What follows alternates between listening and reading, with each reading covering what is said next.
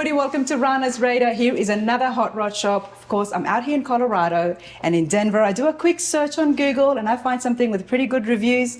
I'm here at Mile High Classics, standing here in the office, and we've got the whole bunch here. How's it going, everyone? Great. Well, you know what? Introduce yourselves and tell us your role here at Mile High Classics. Let's start off over here. My name is Noah Stevens. I'm the owner of Mile High Classics. I started it here in Denver 11 years ago after moving from Florida.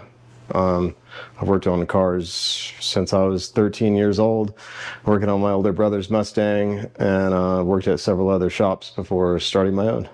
Awesome. Love that. And you moved from Florida to Denver. We'll get back to that in a minute. We'll do that. And we've got Austin here. Hey, yeah, my name's Austin Ruth. I'm the service manager here, so I'm the one that talks to all the customers, gets all the deals, order the parts, work with the guys in the shop to understand what we're working on, and otherwise, take care of just about anything else that comes my way. So complaints and compliments all go to Austin. Yeah, just about. If you guys call Mile High Classics, that's who you'll be talking to. That's me, yeah. Love that. And so introduce yourself here. My name is Curtis Harlan. I'm the shop foreman here. I've worked here for about 6 years. I do a lot of the fabrication, the metal work, helping design. Austin and I put all the parts together along with Noah's design ideas and go ahead and build out the cars. Everything from repairs to full custom builds. We pretty much do it all. Love that. So it's frame of restorations as well as just other jobs as well. Yeah, those along with small repairs, body work. We do paint work here too. Okay. Love that. Well, we're definitely going to be having a chat with you when it comes to the fabrication, because we are going to give you guys a shop tour of Mile High Classics right here. You know what? Let's all go. Sure. I love it. Usually it's one or two people, but today we're going to do a whole group thing. We're going to follow Noah here. And we'll definitely have to ask him why he would leave Florida. All right. Wow. Okay, you've got a few things going on.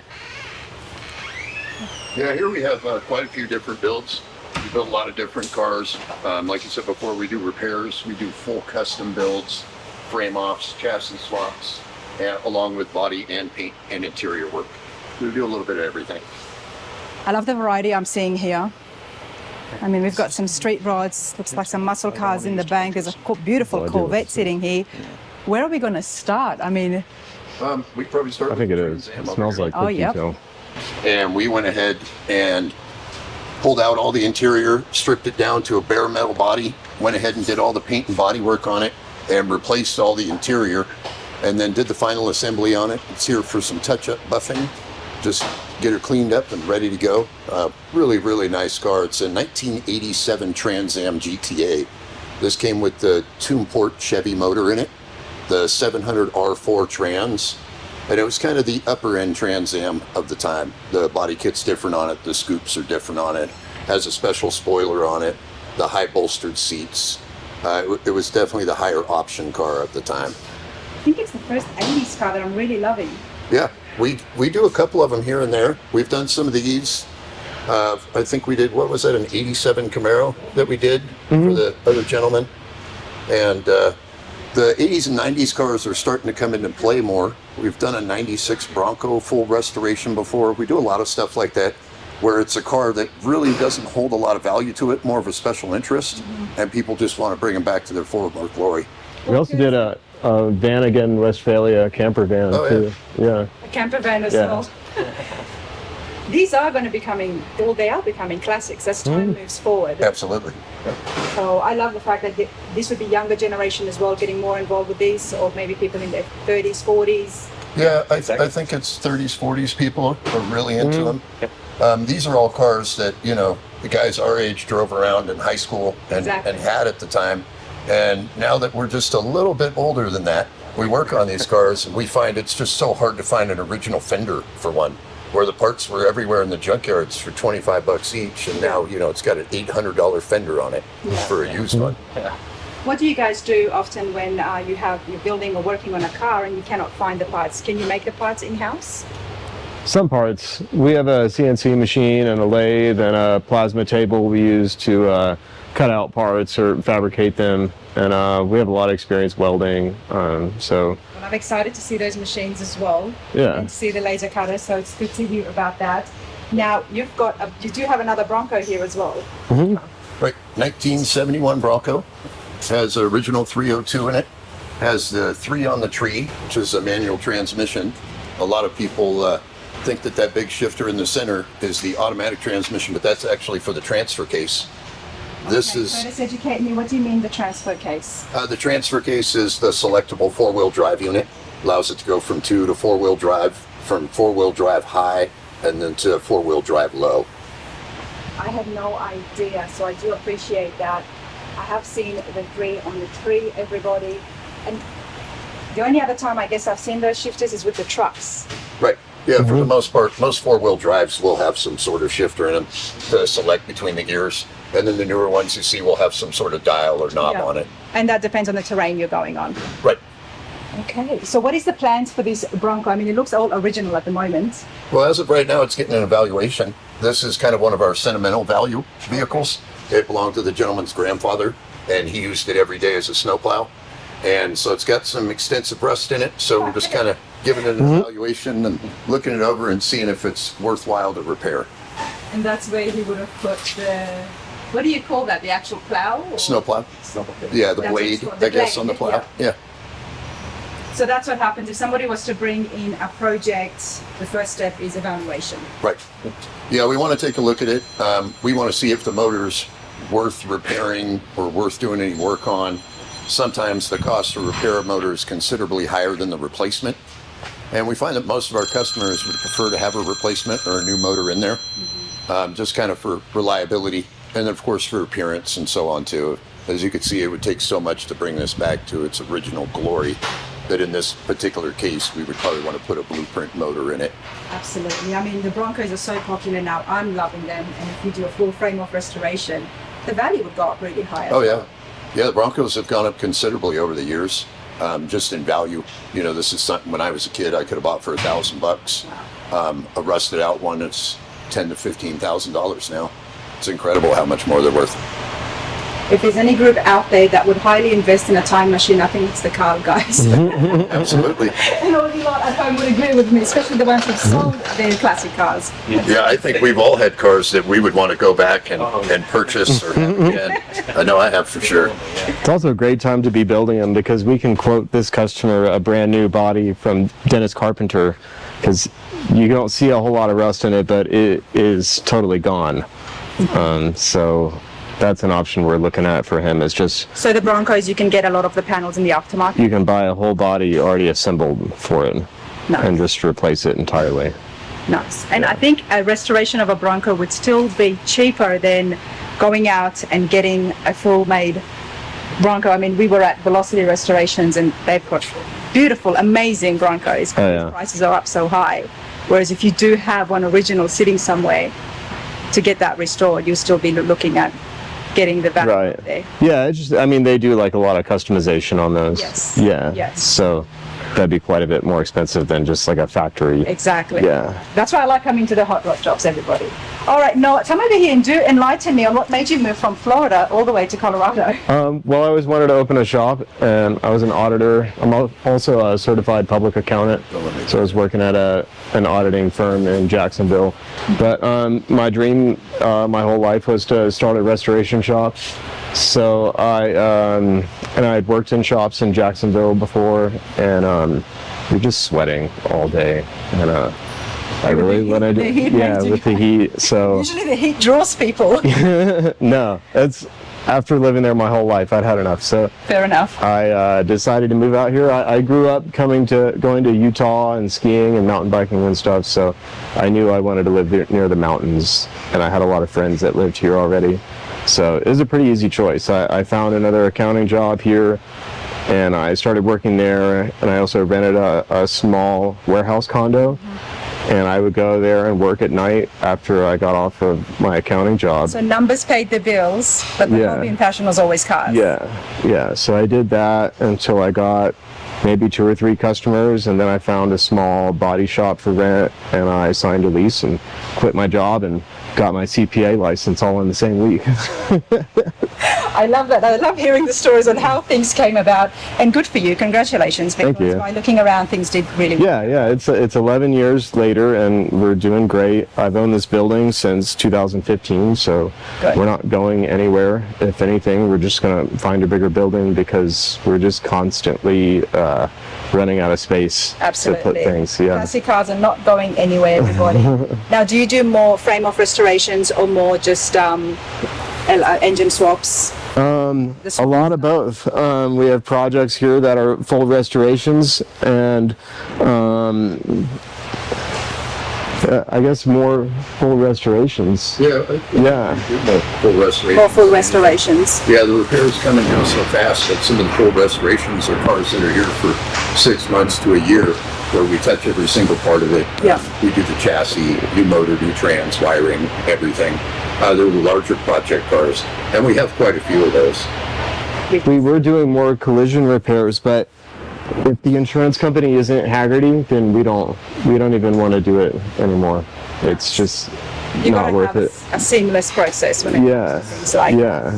All right, let's go and have a look, see what you're working on over here. I do like the street rods these days.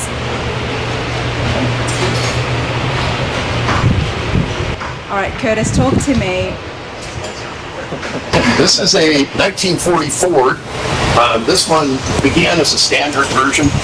We've put an LS3 motor in it, a 4L60 transmission, along with custom wheel tubs and a floor. This one has a full chassis under it. It's a total control chassis, along with a 9-inch rear end, coilovers front and rear. The front suspension is a Mustang 2 style. And we slipped this motor in the front, and then the customer on it decided they really wanted to class it up. So we went ahead and bought an entire car so we could put the deluxe grille and hood on it. That being slightly different in the shape than a standard, so we had to replace both items, but really sets the car aside. It does. I'm liking this grill. It's very different. Yeah, this is a factory standard grille with some modifications. Of course, we haven't completely finished it yet, but we run a cable operated hood latch from the inside for security inside the car, just to add custom touches to it. Pretty much everything that goes into these gets hand fabbed. This car has air conditioning, it has heat, rack and pinion steering. We also built custom stainless steel exhaust where we hand TIG all the pieces in sections together. There's no kinks or notches in them. It's a really smooth flowing, nice sounding exhaust. If you're familiar with the difference between stainless steel and the aluminized exhaust, this is less of a tinny sound and kind of more of a solid, like late model Corvette sound. Okay. We give the customers a lot of options for mufflers. Some guys want it to sound like an old muscle car. Some guys want it to sound like a Ferrari. So we find ourselves tuning the exhaust and the shape and the lengths accordingly, and then the different mufflers, of course. And the aluminum is different to the steel when it comes to the sound. Yeah, it does actually make a difference in the sound. You wouldn't think so because it's just a pipe, but it sounds totally different. And then longevity too of the stainless steel exhaust over the aluminized. You still get some rust in the aluminized pipes. Most of the stainless steel exhaust that we build will last the life of the car. Do you wrap the exhaust as well? Not necessarily. We like to keep most of it clean. Sometimes we do a polished exhaust. Yeah. We have done it polished before too. In that case, we wouldn't wrap anything. But the only time we find ourselves wrapping any of the exhaust is if there's kind of like a heat transfer problem. But we route everything accordingly, and we've built so many of these cars that it's easy for us to keep the exhaust away from all the critical components so we don't ever have anything getting melted or heated. Because we do like the finished look of the exhaust. Oh yeah, Especially absolutely. when it comes to a straight rod like this. And with the LS3, this car's going to have no issues. Yeah, 420 horsepower, brand new crate motor, runs like a brand new car. Have you done anything to the body lines? Not as of yet. We're going to be chopping the hood. Oh, okay. I think 1 3/4 inches on this to take a little bit of the bullnose look out of it.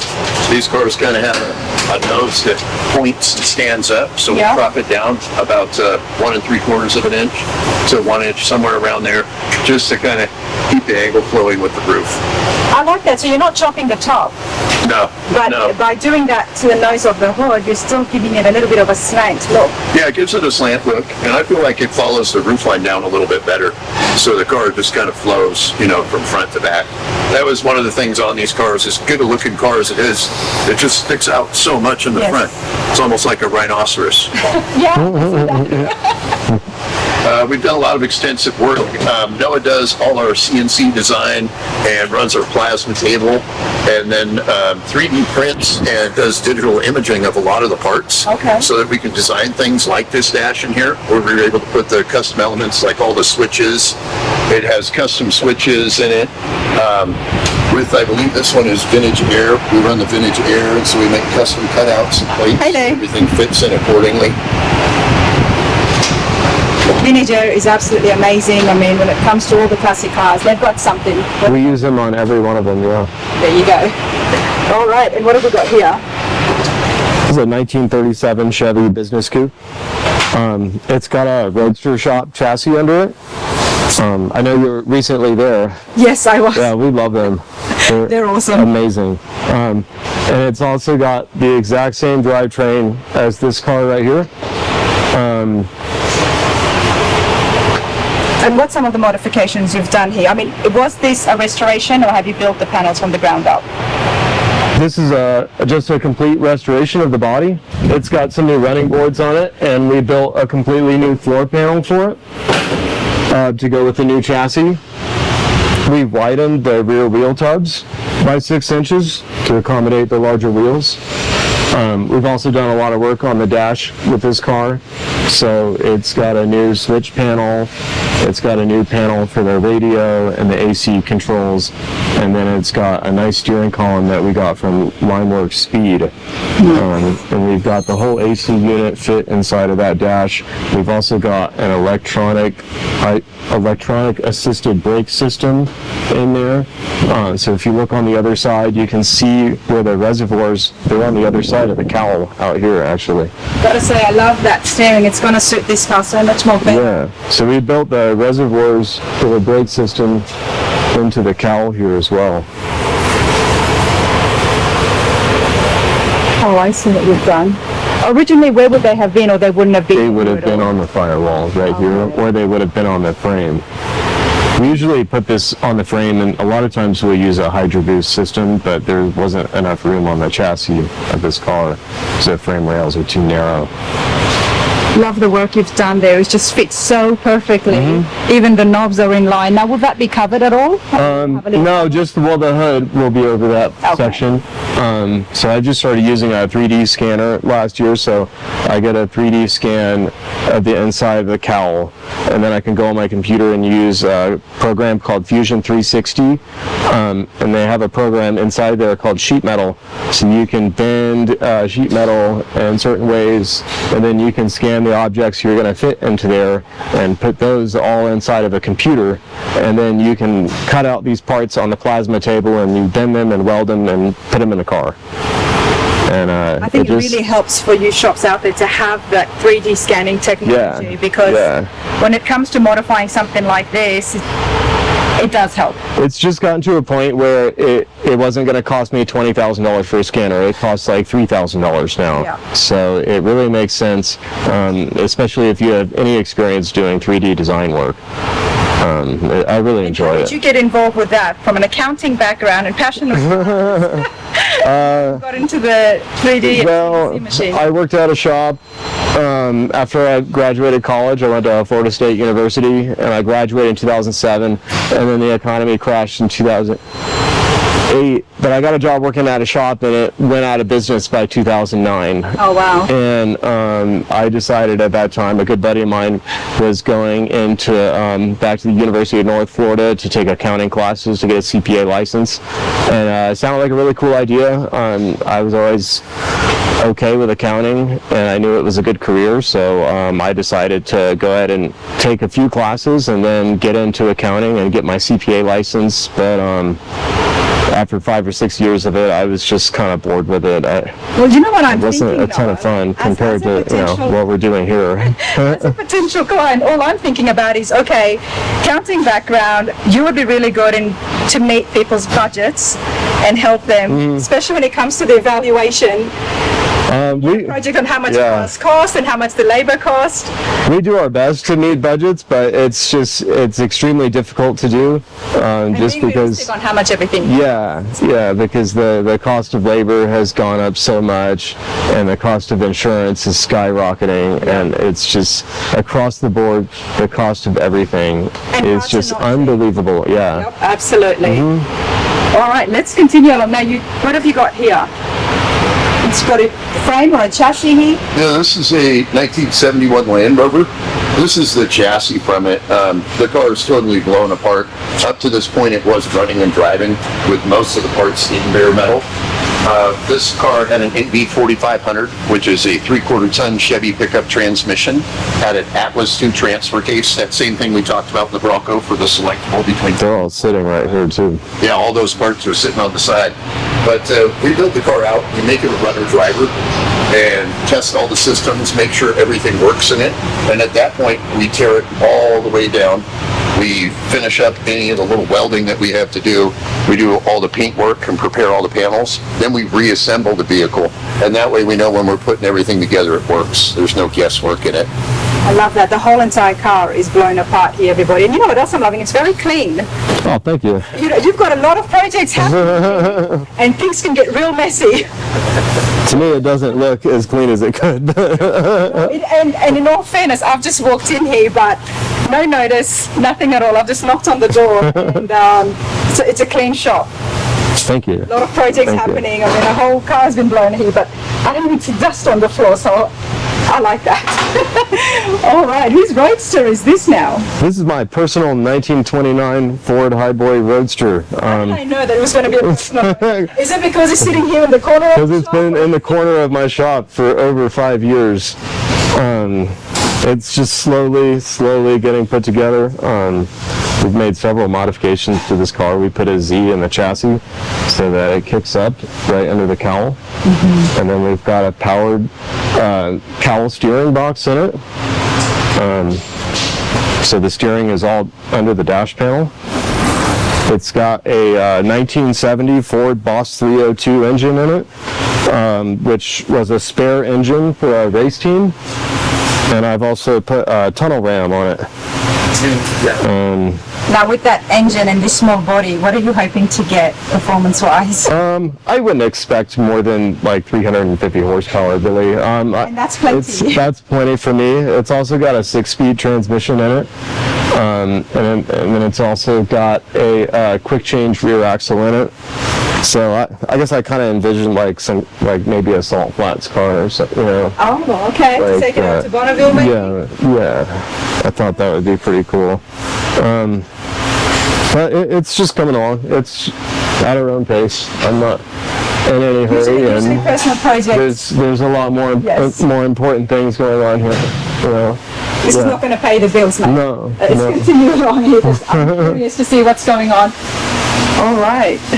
So, this is a 1949 Buick Super Sedanette that we're currently doing a paint and body work job on it. Maybe 2-3 years ago, we brought it in and we did a complete. Well, first we chopped off the front of the frame and welded on 2 stubs from Fat Man Fabrications so that we can use a Mustang 2 front suspension with rack and pinion. And it allowed us to mount this LS drivetrain on it. We built a custom exhaust. We built the Hydro Boost brake system onto the chassis underneath. It's also got a nice custom radiator that B-Cool built us. It's got an underdash AC system. And then Curtis also built a custom 4-link into the rear end. So it's all 4-link suspension. 4-link on the rear. Yeah. Yeah, it's a 4-link with candid coilovers and a 9-inch rear end. And then I believe, was it Willwood or Bear brakes that we ran on this one? This has got Willwood brakes on Willwood it. brakes on it. The car handles extremely different than it ever did before. Has a Mustang 2 front suspension in it, along with custom coilovers, rack and pinion steering. The Hydro Boost is tucked under the frame rail on this, but it also has the Hydro Boost, so the brakes are incredible on this car. It handles incredible. The acceleration's incredible. Just really woke this thing up from the original straight 8 that it used to be, Yeah. and turned it into a late model monster. This also has one of our custom stainless steel exhausts on it that's all hand sectioned and built here in-house, and so the sound of it's just incredible. Would we run Dynaflows on this? I believe so, yeah. Dynaflow mufflers on it, so the sound's great. It's got a custom steering column in it. The interior's all been done in this car. I wish that it was a couple weeks later so you could have seen it in there, but it's got hand-stitched leather along with custom LED lighting. This is beautiful. The color combination on this car is going to be a kind of a charcoal metallic gray along with the burgundy that you see on the custom covers on the engine. Just a really, really, really neat car. It's We great can- to have the opportunity to bring it back in here and do the paint and body after doing all the mechanical on it. We can show you the Stages. colors on the, Oh yeah, we do have some of the color inside of the paint. Liking this, and what also I like is the fact that you do so much of the stuff custom in-house. Oh, absolutely. You don't We use do too much everything in-house. aftermarket unless Yeah. you have to. Yeah, anything we can build by hand, we like to. And it just really shows some of the skill of some of the craftsmen that we have here. this was just painted, I painted this myself yesterday. These guys do a lot of prep work to get everything ready, but I like to do the paint work myself just so we're not dependent on a single painter guy. So this is going to be the exterior color of the car, and then this is the color of the wheels on that car. I like that combination. Yeah, it's really nice. This is going to be absolutely beautiful. I'm loving the engine bay. When I saw that, I'm like, wow, okay. What color would this be? It's a maroon? I remember, yeah, it's like a brandy, and it's a metallic. Do you mix and make custom paints as well? So this is the paint mixing room in here. And we just started using this PPG waterborne EnviroBase base coat last year. So Tasco paint has come and set us up with this beautiful mixing bank that we use to make. And what were you using basically before anything. that? What's the Before that, we were using Glazerite. Okay. But it was a solvent-borne paint, and I wanted to switch over to waterborne, and they just didn't want to provide it to me. This is a product they usually set you up with, and they give you all of the paint, and then when you run out, you buy paint from them. Yeah. So they weren't willing to do that for me, and I really just wanted to move over to waterborne, and just for me, it's kind of like a pollution thing that we don't really need to use solvent-borne paint anymore. This waterborne paint works better. I mean, it does cost quite a bit more, but it's better to use and it's better for the environment. Did you need to switch companies for that? Yeah, I did. Okay. But PPG is great. PPG is wonderful. Yeah, we- And they have the best clear coat. There you go, everybody. I will be going over to PPG one of these days once it fits my schedule, but I do always hear good things about Yeah, it. So yeah. hopefully- Yeah, Glazerite is I believe it's more of a European brand. They use it's like Mercedes and Porsche. Okay. And when can we see this finished? That Thunderbird is going to be painted before this Buick. So our process is a little different. We like to I like to have all our panel alignment perfect, which for me means painting the jams. We're first doing all of the body work and priming it, and then painting the jams, and then block sanding the entire car body together. So from one panel to the next, they're all block sanded together. Okay. And then we mask off the jams and paint the outside. Okay. So that when you look down the side of it, when you see a lot of restorations, you'll see this panel curve in, and you'll see this panel curve in, and it will be straight until it gets here and here. But I want it to be straight all the way across here. I don't want to see it curve in. And getting that out of the cars is one of the most challenging parts. And if you look at a lot of cars at car shows, you'll see it's a pretty common thing that people don't notice but I notice it, and I don't want it on any of the cars I built. And you can achieve that by doing the wet sanding and block sanding It's while the car is as a whole. yeah. You have to block sand all of the panels together, in my opinion. Okay. Everyone has their own opinion, and I have a lot of different opinions about how cars are supposed to be block sanded, and it gets a bit complicated. But I think the final product that we're doing, I think it is better. Well, I like to hear that because we want to find out what makes Mile High Classics different. So I do appreciate it. Yeah, sure. Now, I'm loving this Buick, but I do want to go and check out the Thunderbird. Absolutely. Do you have a website as well?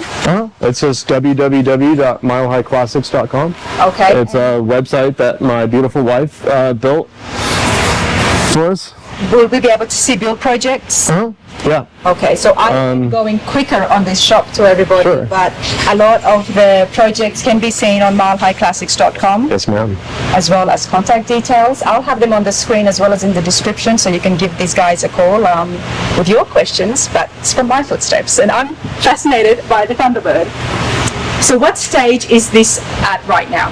This is about 99% ready for paint. We're gonna seal some spots where we sanded through, and then we'll sand those spots, and then we'll be ready to put this car in the paint booth, and we'll probably remask it, and we'll paint the exterior. It's gonna be Wimbledon white. Wimbledon white. Yeah, just the really basic original color. Okay. The whole interior is going to be original, but we've made several modifications to the drivetrain involving swapping out the transmission for a more modern C6 transmission, as well as we rebuilt the existing engine, but we've replaced the cylinder heads with some Edelbrock heads and the intake manifold, and we're also doing a fuel injection system on it, probably a... Rebuild the engine in-house? We sent the block out for machining, and then we brought it back here and assembled the engine ourselves. Well, Curtis did. Curtis did. Yeah, we don't do a lot of engine assembly. It's not something we generally do. But this car has a 352 in it, which is a pretty rare motor, and they're hard to find parts for. And as time goes on, the guys that used to build these aren't around anymore. So me just being slightly old enough to be able to work on one of these, I was able to put it back together, built a lot of engines. So sometimes we'll do it in-house when need be. Yeah. But for the most part, we like to use new motors or create motors and install those and everything. We put the same warranty on our motor that we've rebuilt that we would if we bought something from GM Performance. Okay. We feel like we have the skill to do that, and it's dependable and we can count on it. Wow, I love that. So tell me about the warranty. How long is it for an engine that you rebuild here? Usually for the life that the owner owns the vehicle. We take care of everything. I don't want cars having problems. We test drive. A full restoration, I'll put 200 miles on it, just to make. Hand it over to the Yeah. And I've replaced transmissions before. I've never had to replace an engine. All of these LS engines are brand new engines from Chevrolet. Yeah. And they're virtually never going to have a problem. I've never had a problem with one. Love that. Yeah. Curtis, tell me a little bit about your background into cars and your skills. Well, I came to work here at Mile High Classics after I retired. I spent quite a bit of time in a different industry, the auto wrecking industry. Worked with a bunch of junkyards there, had a couple junkyards, and did that. And then when I retired, I absolutely 100% needed something to do. You didn't want to sit at home and just travel around? I think I lasted about 2 months, and after about 2 months of running to get my wife lunch every day or taking something to the post office, I decided, it's time for me to go back to work. Probably retired a little too soon. I've built hot rods and custom cars since the day I was old enough to buy one. Hundreds of cars I've had, almost every muscle car, lots of 50s and 60s cars. I worked with Chassis Tech as a production engineer for a long time, which was airbagit.com at the time. Did a lot of custom airbag work and suspension modifications, metal work, taught myself how to do it, engine work, taught myself how to do it, just have a lot of experience. Probably pulled thousands of motors back in my junkyard days. The junkyards are a treasure chest, aren't they? Absolutely. The amount of skills that you can learn, the amount of things that you will be able to find. Oh yeah. So many things that seem like your original idea are something you saw on an 87 T-Bird or some other car, and you just kind of stole that idea for placement of where you were going to Yeah. put something or how to make something work. So having taken so many cars apart, there's just so much you learn about it, where you can look at a sensor and you can go, that's out of an 89 Chevy 1500 truck, and just be able to buy one on the spot rather than trying to figure out what it is or order it direct from the company that sold it to you with the kit. Oh, absolutely. Knowledge is wealth. You've Absolutely. got a great asset right here. Absolutely. Now, Austin, I am going to, where did Austin go? Usually when it comes to the shops, it's never that Austin is behind the phone or at the front desk and he's not getting out here.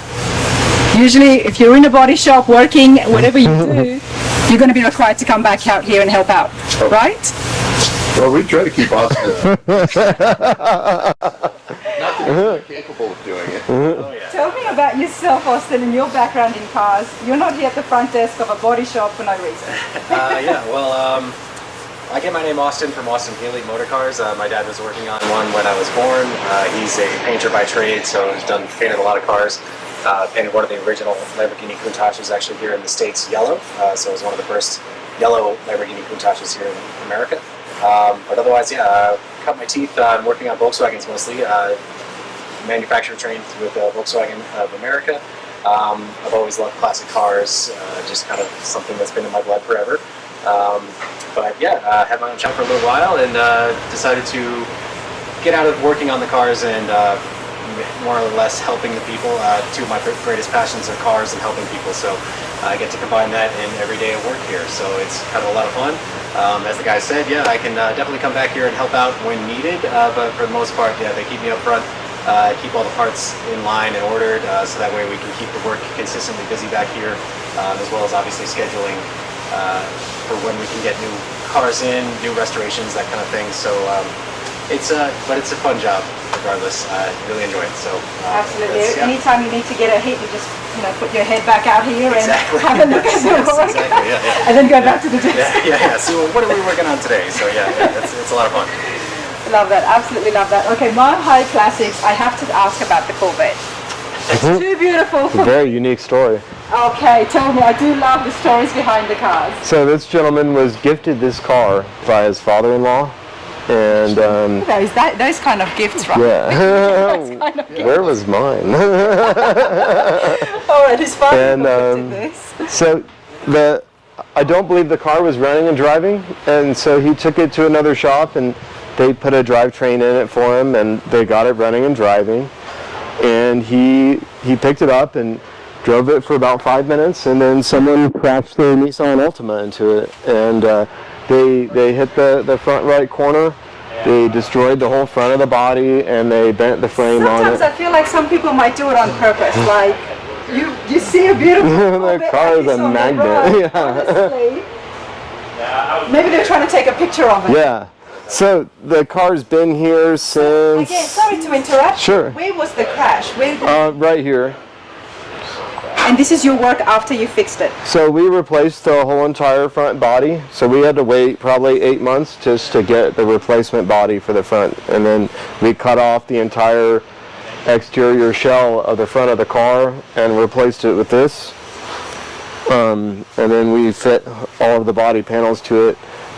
And at that point, the customer decided he wanted to repaint the entire car instead of just repairing the front. So we went ahead and did all of the body work and then painted it.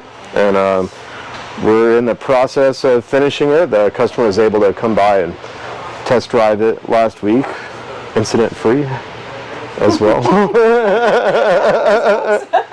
But it's done so well, you can't even tell. Yeah, it needs an alignment, it needs a few interior parts, and It's a 58? yes. Well, And, almost the ready to paintwork, go. You can't even tell, which is awesome. So hopefully he had a big smile on his face. And Yeah, this is the first complete car that I painted with the PPG Envirobase. nice. Red So I is did- striking on it, so I did 4 coats of the EC 550 clear coat, and then we wet sanded and polished it. I don't know how familiar you are with these cars, but these cars are fiberglass. Yep. And so when you mold fiberglass, you can't mold it any more than 90 degrees. So the Corvettes are put together with bond strips anywhere where there would be a break more than 90 degrees so that you can pull it out of the molding. So this car came with a one-piece front end. And from here, all the way down to the front is one piece that we had to remove the old one from the car and then rebond this front end on there. So super extensive work to get everything apart and replace it, along with the fact that we also put a different chassis under this car because it was damaged during the accident. So motor, transmission, every single part has been off this car at some point in time.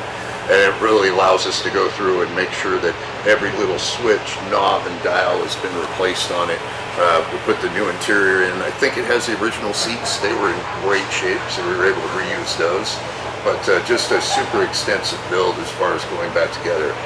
Much more than just body and paint. I always tell people when you do fiberglass, it's like one more huge step in the body shop process. Because you do all the fiberglass work and then you do the body work over it. So I am fascinated with fiberglass, and soon, hopefully very soon, we'll be checking out Alloys probably again to check out the process and how fiberglass is made. But I didn't know that you cannot have a 90-degree bend.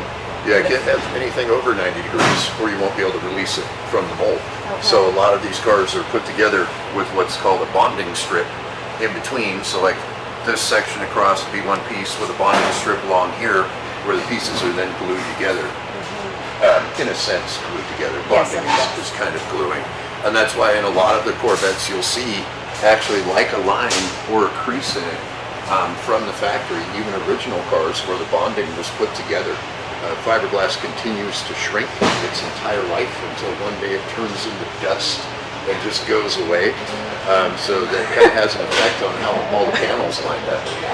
Okay, I don't know what to make of that, so I do need to find out more about fiberglass. But the Corvettes, I mean, they were all fiberglass. Oh yeah. All the classic Corvettes. Yeah. And the benefit of that was obviously GM wanted to make it really light, super sport Lightweight, car, yeah. lightweight. And it probably helped a lot. I couldn't tell you for sure, but I would think with the manufacturing process versus making those dies to stamp steel. Yes, the production did play a big part. Yeah. I remember that. Okay. All right. Well, Yeah. I appreciate Sounds that, good. Curtis. Just get them Absolutely. playing. Thanks.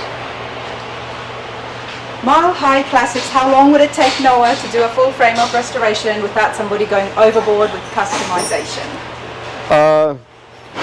We probably wouldn't be able to start on it for Okay, well, I can, that I at least 8 months, and then it'd probably be a 2-year job. So Okay. So there is an 8-month Yeah. wait, but that's a good thing. So, yeah, sometimes you have to wait, but until then, can they order the parts and make sure everything is here when you do start the job? we prefer to order the parts ourselves, Okay. just so that we know we're getting the right parts, and then if we have any problems with those parts, we know what to do with them.